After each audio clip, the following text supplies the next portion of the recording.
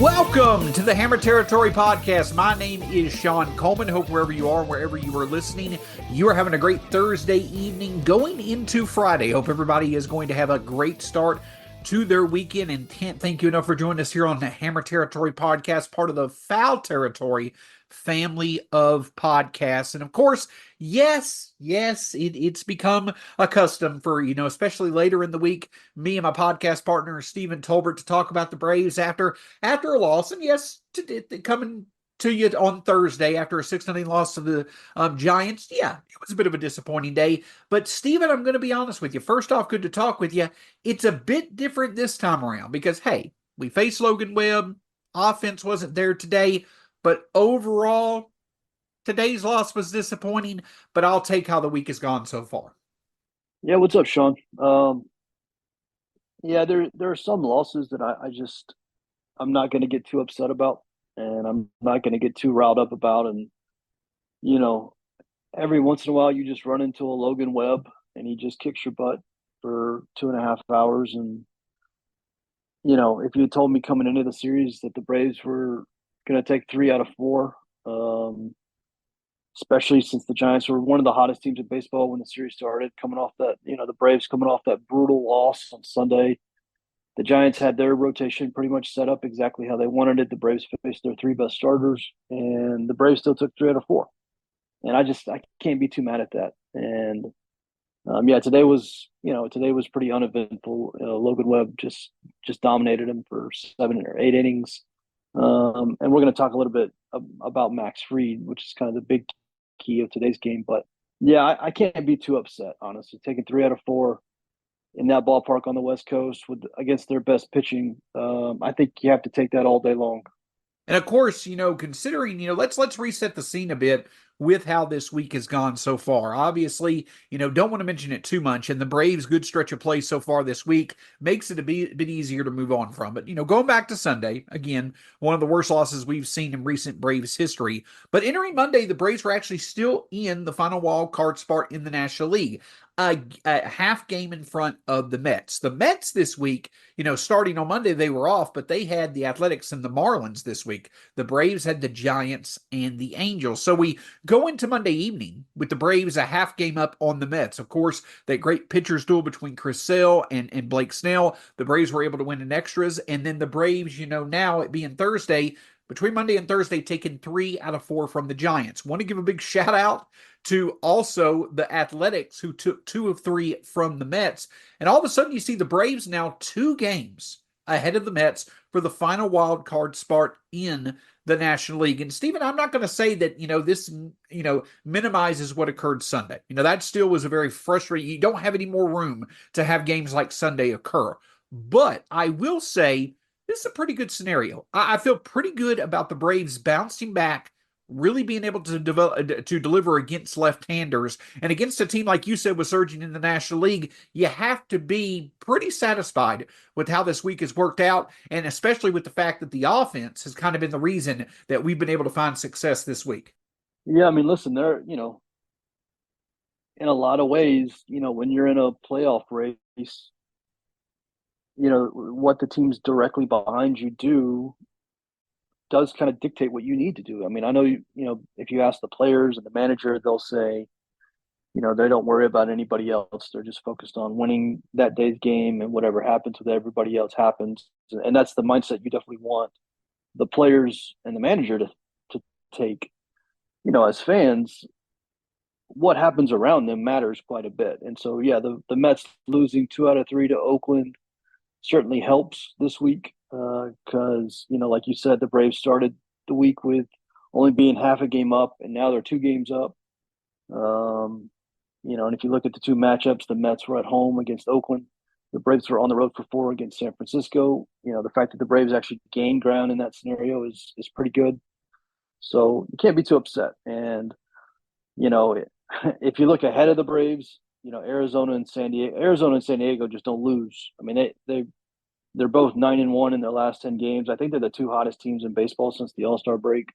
The Padres have lost like 2 games since the All-Star break or something crazy like that. So, right now the Braves' big focus is the team directly behind them. They're going to have to get a little bit more they're going to have to play a little bit better, more consistently to get back up there with Arizona and San Diego. But yeah, if you're going to gain a game and a half in 4 days when you had the much harder schedule, then you can't be too mad. And yeah, I know people wanted the sweep today, but 3 out of 4 sweeping a team at their own place is very difficult to do, especially when their three best pitchers are going. You know, you took 3 out of 4, you gained a game and a half in the standings. I know you want to be greedy, but it's tough to ask for more than that, to be honest. Absolutely. It's a good place to be in, and kudos to this team, right? This is something that the Braves, that was a calling card of the Braves, really over the past 2 years, is that when they went through a bit of a struggle, they always seemed to bounce back quickly. Well, that's exactly what they did this time around, and it definitely was a welcome turn of events for the Braves. But one thing to take away from this game, it was Max Fried's third start, since he had come back from the injured list. Of course, if you go back to the All-Star break, coming out of the All-Star break, Max Fried, and a bit of a surprise, I think, to some at the time that it happened, was placed on the injured list with a forearm ailment, that kept him out of action for a few weeks. But overall, not much was thought about it. But ever since he's come back, Stephen, it definitely does not seem as if, before that, there was a reason Max Fried was an All-Star for, from the end of April through, basically the All-Star break. He was right up there as one of the best pitchers in the National League. But in his 3 starts since coming back from injury, he hasn't seemed to be himself. The control hasn't been there. The crispness has not been there. He just cannot seem to really get into that groove that we're so accustomed to seeing Max Fried find, after, a few batters into, each of his starts. But he could be working through something. It could be nothing, but he just definitely does not seem to be himself and seems to be working through trying to find, the right groove that, makes him so dominant at times. Yeah, he's been off. Um, I don't think there's any doubt about that. The stuff looks, pretty normal. He was throwing 94, 95 today. I think it's mostly command. He's having a hard time putting guys away. He's having to throw a lot of pitches. Like he threw almost 60 pitches in the first 2 innings of this game. And that's where it really kind of got ugly for him. But even with that, he was able to minimize damage. He gave up 2 runs in that second inning where they had the bases loaded and nobody out. And it looked like you might get away from him pretty good, especially because he'd thrown so many pitches. It looked like it only might be a 3 or 4 inning start. But he stabilized. He was able to pitch into the sixth inning. When he left the game, he'd only given up 2 runs. He did walk his last batter, and then Chavez came in and immediately gave up a 2-run homer. So he was technically charged with 3 runs, but he only gave up 2 runs while he was in the game. And you know, is he back to being full Max Fried yet? No, of course not. He's still fighting his command. He's still fighting being able to put guys away in an efficient manner. But he's not the reason the Braves lost the game today. If the offense had done anything, if the bullpen had been able to come in and put up zeros, that's very easily a game they could have won. He wasn't great by any standards, but again, when he left the game in the sixth inning, the Giants had 2 runs. So, I saw some people with some wild uh, tweets online today, and that Max is overrated and should have been traded. Just stupid stuff that you see after the team loses. Like, Max could have given up 1 run today. The bullpen could have given up 0 runs, and the Braves still would have lost. So, I'm not putting too much on Max. I do want to see him get sharper. Um, I was encouraged with his last 4 innings today, because not only was he able to get through them scoreless, but he was able to get through them relatively efficiently, which has been his problem since he's been back. And so that's something to build on. That's something where we can look to his next start. It looks like his next start's going to be against Philadelphia. We'll see exactly how they line it up, but yeah, I mean, the way he ended that start, the last 4 innings, I think it is encouraging, and we'll see if kind of the next start is another step in that progression. Absolutely. And Stephen, let's broaden the scope a little bit. Your assessment overall of the pitching staff a month after the All-Star break. Going into the All-Star break, of course, the pitching staff, had the best ERA in baseball. But since then, injuries, they've kept Max Fried out of action. Ronaldo Lopez is about to come back from the injured list. Of course, AJ Minter is going to have surgery on his hip. It's going to be, just to be honest with you, I would think there's more likelihood than not that his season is probably done than anything else. You've seen the bullpen be a bit more not as automatic as it was in the first half. Just in general, the pitching staff certainly has not been to the level over this past month that it was in the first half. Now, as you have pointed out, a big factor in that is that they've just been the unluckiest pitching staff in all of baseball. But injuries and outside of Chris Sale, some ineffective outings. I mean, Spencer Swellenbach has continued to impress, but just your overall assessment of where this pitching staff is as we're about to get Ronaldo Lopez back. Hopefully we'll have a good stretch of health. But again, overall, this staff just is not where it was in the first half currently. Yeah, I mean, I never thought that this team's true talent level was the number one ERA in baseball, if I'm being honest. Especially without Spencer Strider. That felt like they were playing a little bit above their heads. We talked about it with Ronaldo. We talked about it with Schwellenbach. That we felt like there was going to be some regression. Jesse Chavez, if you look at his ERA versus all of his other peripherals, he's been a very lucky pitcher, and obviously we've seen that kind of catch up with him here lately. The Braves have been incredibly unlucky in the second half, pitching wise. They still run in the highest batting average on balls in play than any other team, and by a wide margin. It's like 30 points higher than the next closest team, which it will regress as the second half continues. But yeah, I mean, I was encouraged with Charlie's last start against San Francisco. He had some really rough starts, so getting him back on track was good. Schwellenbach just keeps pitching well. Everybody remembers how Sunday's game in Colorado ended, but he threw a pretty good game in that game. Obviously the Braves had an 8-2 lead in the eighth inning because he had a really good game. So it didn't end well, of course, but he pitched well. Sale has been awesome. They're going to get Ronaldo back. Grant Holmes has been unbelievable. I don't know what his role is going to be when Ronaldo's back. I don't know if they're going to go to a 6-man rotation. He's just going to go back to the bullpen, but whatever it is, he's been unbelievable. Raciel Iglesias has been unbelievable. Some of the middle guys in the bullpen have had some blow ups. Pierce Johnson had a couple of bad outings. Joe Jimenez had that bad outing in Colorado. AJ Minter obviously had some bad outings, is now probably out for the year. So, I do think there's been some regression. You and I talked about it. I thought the pitching staff would regress a little bit. And I thought the offense would have some positive regression. And by the end of the year, the offense was carrying a little bit more of the load than the pitching staff, versus the first half where the pitching staff basically had to carry it all. So I never thought that was the true talent level of the team. I did expect some regression. And I think we've seen that. I've also think we've seen some horrendous luck associated with it that will correct itself. But there's still a top 5 pitching staff in my mind, especially when everybody's healthy. They get Max, sharp again. If they get Ronaldo back, Schwellenbach keeps pitching well. They keep Chris Sale healthy. I think the bullpen is still really good. It's still a really good pitching staff. I just don't think it's the number one pitching staff in baseball, which is basically what they were in the first half. I did expect some regression in the second half, and I think we have seen that.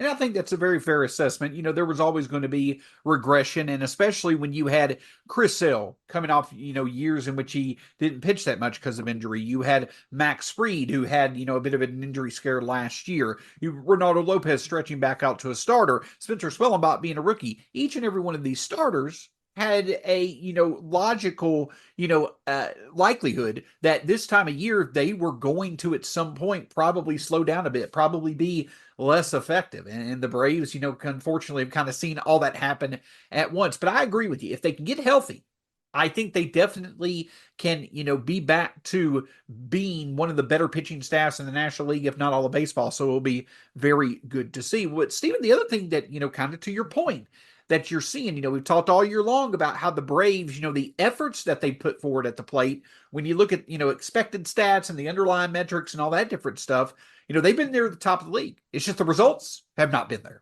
at all, really since the end of April. But now we're starting to see, that the Braves offense is having some success again near the top of the league when it comes to home runs, hitting for power, things such as that. But I ask you this question. Over the past week, we played 3 games in Colorado against San Francisco. All 3 of the games that we won were against left-handers. This lineup has proven to be much more effective against left-handers than right-handers so far this year. How much do you put in terms of the offense's numbers since the All-Star break? How much do you put it on, hey, it's taken a significant step forward, or is it just that right now it may look a bit better than it actually is because of the fact that we've played against Colorado and played against left-handers? How much of the recent success do you feel is valid and hopefully sustainable as we move forward through August and September? I think there's definitely been improvement. There's no doubt about that. I mean, if you could just go look, if you just go to Fangraphs or Baseball Reference, wherever you look up stats, you can go look and just look at the second half and just go look at like the individual performances of the Braves hitters. And you see so many more like 125 WRC plus, 140 WRC plus, 160 WRC. Like you can go up and down the lineup and you just see what you expected to see all year, which is 5, 6, 7 guys having really good offensive production. And, that's what the Braves have had since the second half started. And they did it, obviously when they were at home against Milwaukee, they got drubbed in that series because Milwaukee scored so many runs, but the Braves scored a decent amount of runs in that series. They just couldn't pitch at all. And then they scored against, Colorado, obviously you expect that. And then they went into the Giants park and the offense did decently well. Yes, against left-handed pitching, but some pretty good left-handed pitching. So, the team is always going to hit left-handers better. I think you and I have talked about that multiple times where it's such a right-handed dominant lineup that they're always going to hit left-handed pitching better than right-handed pitching. I've talked about for years now that I want the Braves to be a little bit more balanced. I'd like to see them get a little bit more left-handed production, get a little bit more left-handed talent. We're not quite there yet. Getting Michael Harris back certainly does help against right-handers. And obviously he had a big start with a grand slam he hit the other day, but the offense has definitely been better. It's still, it's still not, it's never going to be where it was last year, especially without Ronald. But, there were times in that first half where they were a bottom 5 offense. And there's just way too much talent, way too much talent on this team for it to be anywhere close to that. I mean, at worst, even without Ronald, and Michael and Ozzie, like this team should still be in the top half of the league in offense if everybody's playing to their talent level. So we're starting to see that. We're starting to see, Matt Olson, Austin Riley, the catchers have been really good. Jorge Soler has been tremendous since he came over. Austin Riley's taken off. Ironically, all the big guys, probably the guy going the worst right now is probably Ozuna. He had a pretty rough series against San Francisco.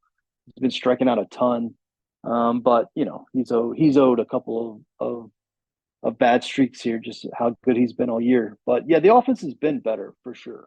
Like you could just look at the individual numbers and tell they have been better.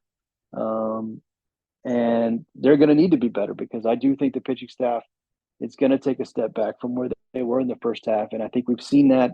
And I think that's going to continue, not to the level it has to this point, but I think it will continue. And the offense is going to have to carry more of the load. And it's good to see them do that. And, hopefully they continue against Los Angeles. Very bad team they're playing in Los Angeles this weekend. The Angels are terrible, not a good pitching staff. This is a good opportunity for them to continue what they've done in the second half so far and put some runs up on the board. And of course, you mentioned Jorge Soler, and I mentioned it. I know you mentioned it as well. It's just so refreshing to see at the top of the order once again someone that could put multiple productive bats, together at the plate. Walks, getting on base, hitting home runs, extra base hits.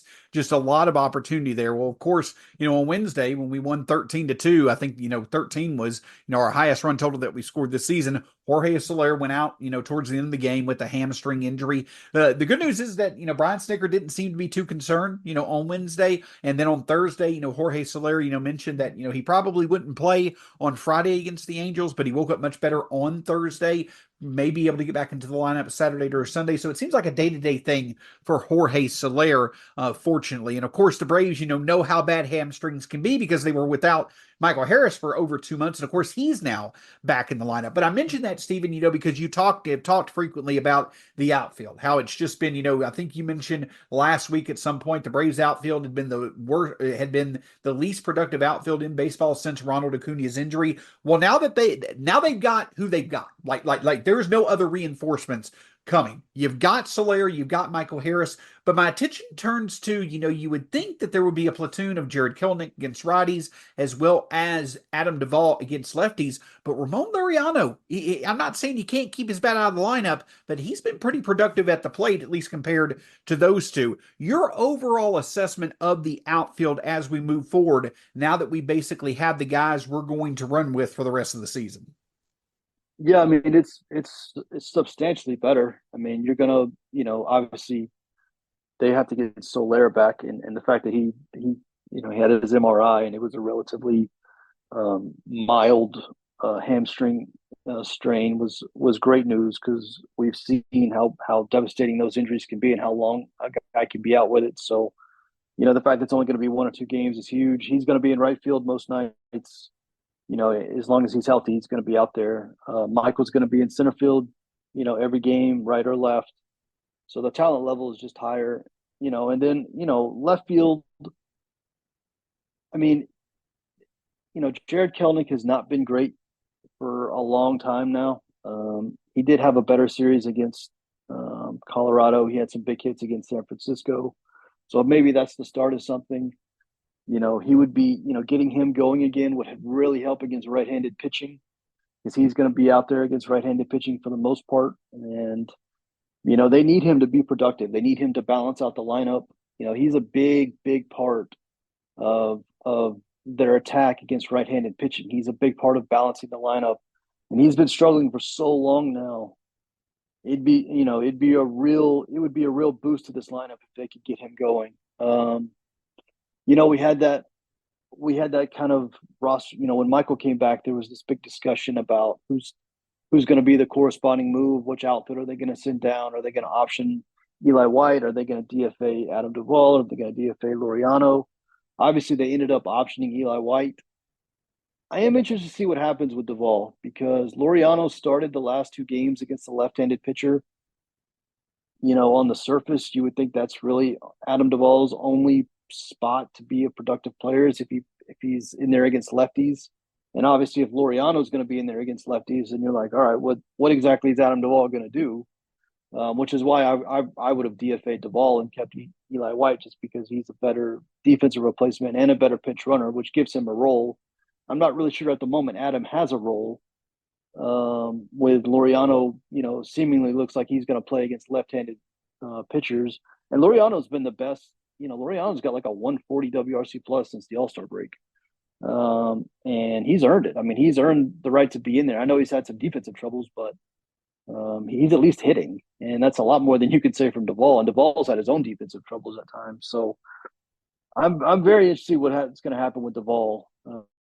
If he is, if he's just going to be kind of the last man on the roster and we never really see him anymore, what they're going to do with him when rosters expand, in a couple of weeks, it's going to be interesting. But yeah, the outfield of the old is as a whole is definitely better with Michael in there every day.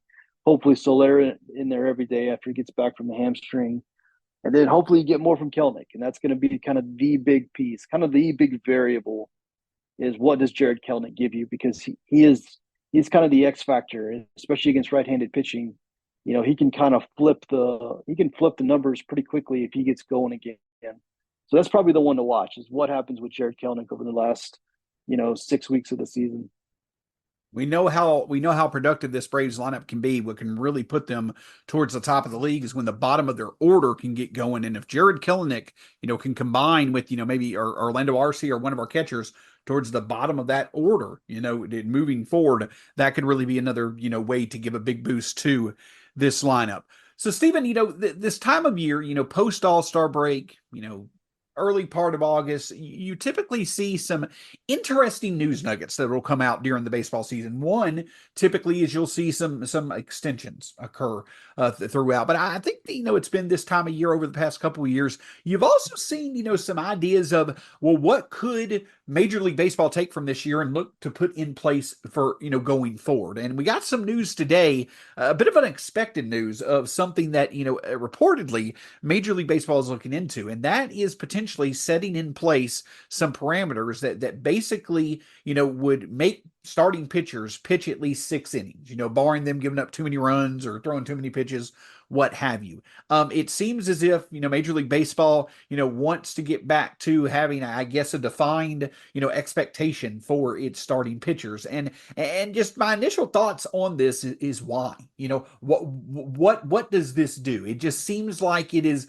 unnecessarily complicating or trying to standardize an aspect of baseball that is just so hard to predict. I mean, you've already got so many things that can go awry with pitchers, making them extend, their performance or extend their outings even more seems to not be a good idea. But that just seems to be something that they're throwing around. I know you had some thoughts on it, but just wanted to get your, initial reaction to that potentially being something baseball could implement moving forward. Yeah, I think it's pretty dumb, to be honest. This is a sport that has trouble standardizing the baseball that the sport is built around. Like every single year and every single month and every single week, we seem to get a different baseball, in the field of play. Like maybe let's start there. Like maybe let's just get the ball figured out first, and then we can focus on these random rule changes that don't really seem to be. This is kind of a classic solution without a problem. I don't really understand what problem you're trying to fix here, especially because in the proposal there was a lot of exceptions. Like if you give up 4 runs, then you're excluded from this. If you throw 100 pitches, you're excluded from this. If there's an injury, you're excluded from this. Like it just seems very strange to me. You don't really seem to actually be accomplishing anything except making it slightly more complicated to run a Major League Baseball team. I don't understand having these weird rules that people have to work around. I mean, I don't know what problem we're fixing. Like half the fans can't watch the sport because of blackouts, and we don't have a standardized baseball. Like let's fix the major problems. It's like you got an ice pick stuck in your head and you're worried about a hangnail. Like let's fix the major stuff. Like let's get fans access to games and let's standardize the baseball so that the results on the field aren't so drastically different week to week. And then we can make up some stupid rules for some stupid reasons. Like when I saw that, that was my first reaction. Like I don't understand why baseball is focused on. I don't know what problem they're solving. I don't know who, other than a very small minority of people that, want to see baseball go back to the 1950s, which is never going to do. I don't understand who this is appeasing or what it's solving. So, if I had a line to Rob Manfred, that would be what I would say is like, let's focus on the major stuff that's broken right now and maybe set aside some of this silly stuff because this came across as pretty much nothing but silly to me.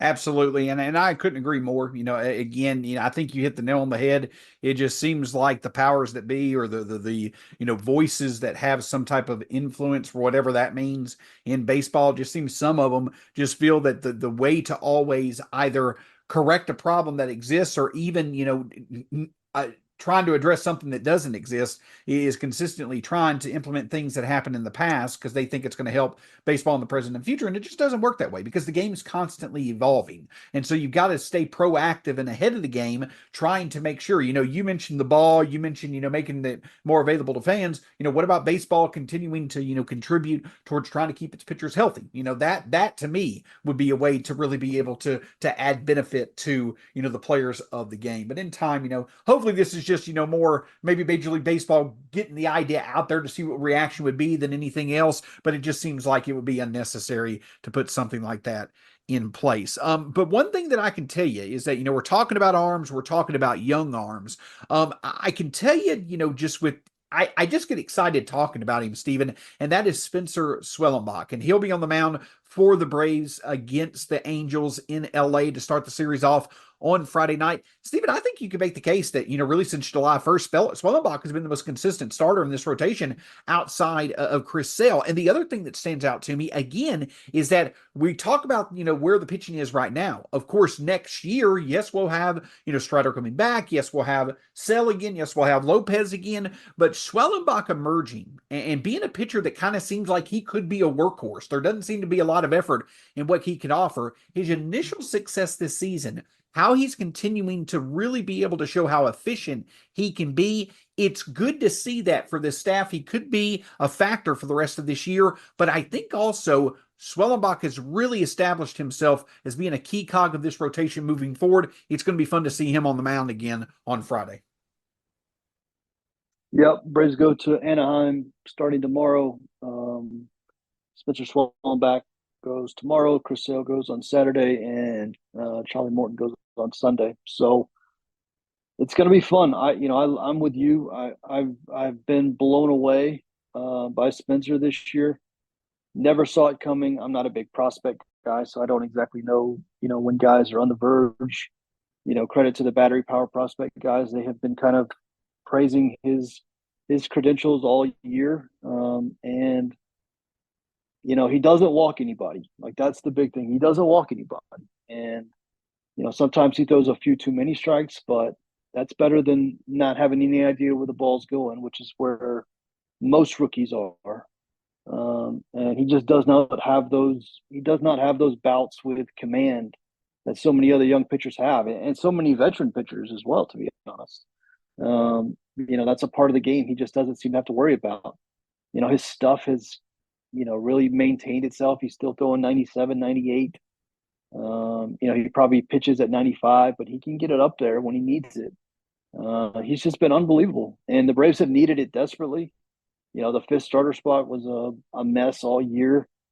After Strider went down, everybody got bumped up one, and so they really didn't have a fifth starter. And he's come in and he's solidified it, and he's done more than that. He's really excelled.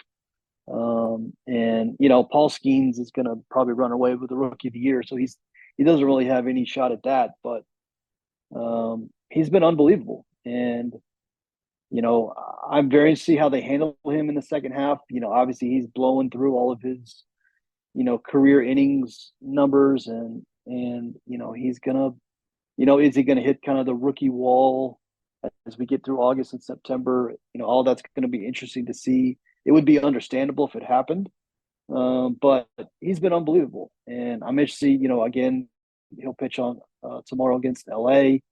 It's not a good team. It's not a good lineup. It's a good matchup for him. And then we'll see the next time he goes after that. But, yeah, he's been unbelievable. And the Braves have desperately needed. I mean, one of the unsung heroes of the season, to be honest, especially after Max got hurt, after Lopez got hurt, other guys were struggling. Like, he came in and really, really stabilized that rotation as a rookie. And he deserves a ton of credit. And as you mentioned, the Braves, they so far on this road trip now, 5-3, no, 4-3, excuse me. They're 4-3 on this road trip so far. If they can get, I mentioned at the start of the week, if they can get to 5 wins this week, I think that's a great scenario. It'd be great to see them sweep this series with the offense really standing out once again. That would be outstanding if they could get that done. But at the very least, win the series, because again, when it comes to the Braves and this stretch, where, they kind of going through August, have a bit of a tougher and easier schedule. They still do have some easy series coming up, or some series against, opponents that are kind of out of the playoff picture. But over the next few weeks, they've also got the Phillies, they've got the Twins, they've got some tough series as well.